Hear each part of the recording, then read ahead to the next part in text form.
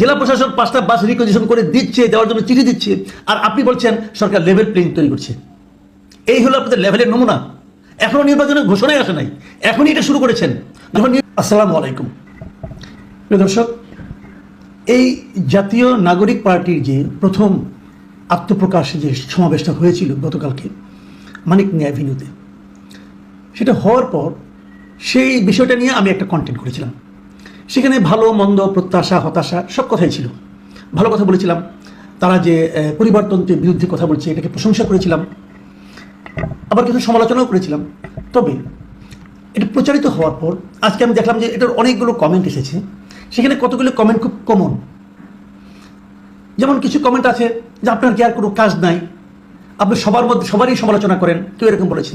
কেউ বলেছে কখনো তো দেখলাম না যে আপনি আওয়ামী লীগ বিএনপির জনসভার খরচ কত হয় সেটা নিয়ে কোনো প্রশ্ন করতে, এরকম কথা এসেছে। আবার ওইটা তো একটা কমন কথা, আপনি তো কোনো ভালো দেখতে পারেন না, আপনি হয়তো চেয়েছিলেন উপদেষ্টা হতে পারেননি, কাজেই আপনি সবারই সমালোচনা করেন, এটা তো কমন। ওটার জবাব আমি একবার দিয়েছি, আর নতুন করে কিছু বলতে চাই না। তবে আমি একটা প্রশ্ন একটু জবাব দিয়ে নিয়ে তারপরে মূল পয়েন্টে আসছি। জবাবটা হলো এই যে আওয়ামী লীগ বিএনপির মিটিংয়ে কত খরচ হয়, আওয়ামী লীগ বিএনপি দল চালাতে কত খরচ হয়, এই টাকার উৎস কি, এই প্রশ্নটা কিন্তু আমি একবার না একাধিকবার বিভিন্ন সময়ে বিভিন্ন প্রসঙ্গে আমি বলেছি। এখন গতকালকে মিটিং হয়েছে নাগরিক পার্টির, জাতীয় নাগরিক পার্টি, তো ওই সময় কি আমি আওয়ামী লীগের মিটিংয়ের হিসাব চাইব? এই কথা বোঝার চেষ্টা করেন ভাই। যাদের মিটিং হয়েছে তাদেরকে নিয়ে কথা বলছি, তো তখন যা যা আমার ভালো লেগেছে, যা যা ভালো লাগেনি সেগুলো নিয়ে কথা বলছি। এখন আমি আওয়ামী লীগ নিয়ে ওই সময় কথা বলার প্রসঙ্গ আসে, ওই যে আওয়ামী লীগ নিয়ে বলি, কালকে বলবেন জাসদ নিয়ে তো ভাই বললেন না, আচ্ছা জাসদ নিয়ে বললাম, তখন বলবেন যে হ্যাঁ আপনি আওয়ামী লীগ বললেন, জাসদ বললেন, কই জাতীয় পার্টি নিয়ে তো বললেন না, আচ্ছা ওটাও বললাম না, হয় বলবেন জামাত নিয়ে তো বললেন না। এখন আমি যে আমি এটা নিয়ে কথা বলতেই পারবো না, এইটা নিয়ে বললাম না, ওইটা নিয়ে বললাম না, এটা তো অজুহাত না রে ভাই। আরেকজন বলেছেন যে একমাত্র দেশে আপনি জ্ঞানী, আর কোনো জ্ঞানী নাই। ভাই এখানে জ্ঞানের কোনো বিষয় না, এগুলি হয় কি, আমি একটা কথা বলি, সেই জিনিসটা হলো যখন কোনো একটা বক্তব্য আপনার কাছে খারাপ লাগে, আপনার পছন্দ হয় না, আপনাকে আহত করে, তখন যদি আপনি ওই বক্তব্যের জবাবে যদি আপনার নিজস্ব কোনো যুক্তি না থাকে, তখন মানুষ এই ধরনের আবল তাবল কথাবার্তা বলে। আমি যে কথাটা বলি ভাই, আমি যুক্তি দিয়ে কথা বলার চেষ্টা করি। আমার যুক্তিতে ভুল থাকতে পারে, ভুল থাকলে ভুলটা ধরে দেন, পাল্টা যুক্তি দেন।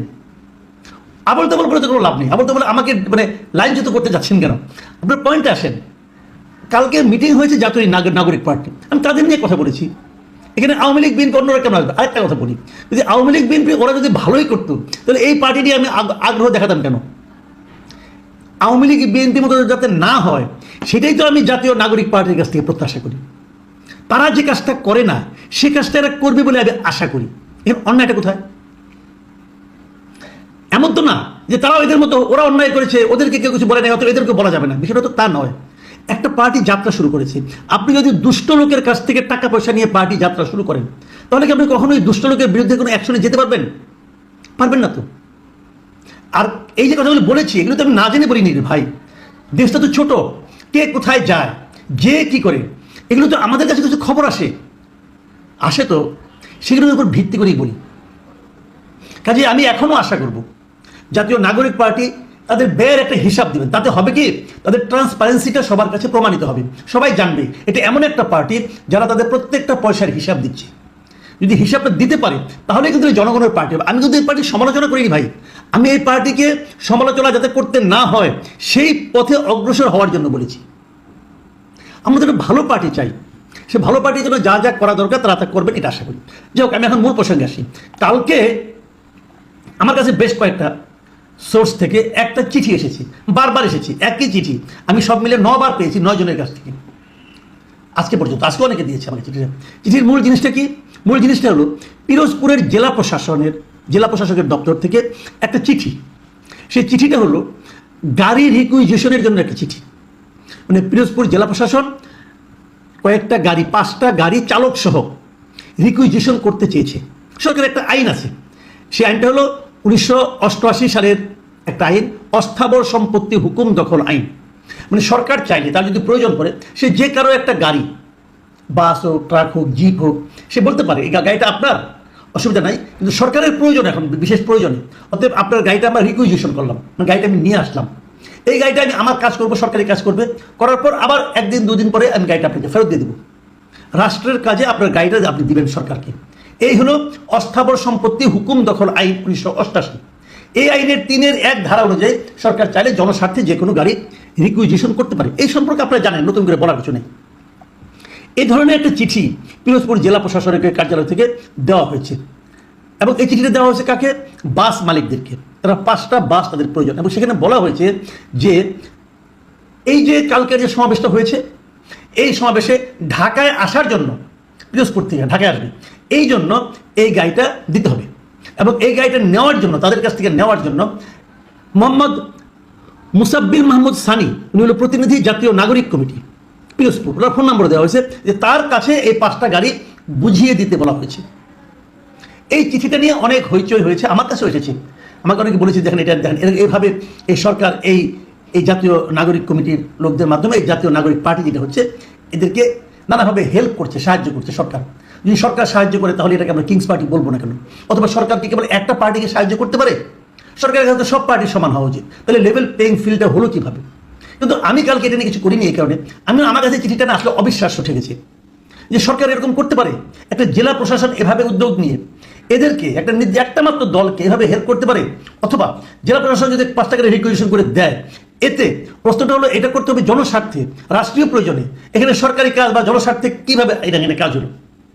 এটা কি জনস্বার্থ হলো? এটা কি সরকারি কাজ হলো? তো আমার এটা অবিশ্বাস্য লেগেছে। একটা জেলা প্রশাসক কি এতটাই মূর্খ হবে যে এই ধরনের একটা চিঠিতে সিগনেচার করতে পারবে? সে তো মুখে বলে দিলেই হয়। চিঠি দেওয়ার দরকারটা কি? এটা কি মানে? আমি বুঝতে পারছিলাম, আমার কাছে অবিশ্বাস্য লাগছিল। আমি কাল রাত্রে 2-1টা অন্য জেলায় যোগাযোগ করেছি। আমি আমার পরিচিত বেশ কয়েকটা জেলা প্রশাসনের সঙ্গে যোগাযোগ করেছি, তারা বলছে না, তারা এই ধরনের কোনো চিঠি ইস্যু করেনি। তো আমার সন্দেহ হলো যে অন্য কেউ যেহেতু করেনি, আমি 3টা জেলাতে যোগাযোগ করেছিলাম, 3 জেলায় আমি পাইনি। যেহেতু 3 জেলায় পাইনি, এই জেলায় হবে কেন আমি ঠিক বুঝতে পারছিলাম না। তো যে কারণে ওটা নিয়ে আমি কিছু করিনি। আজকে একটা ঘটনা চোখে পড়লো, সেটা হলো যে আজকে একটা প্রেস কনফারেন্স হয়েছিল।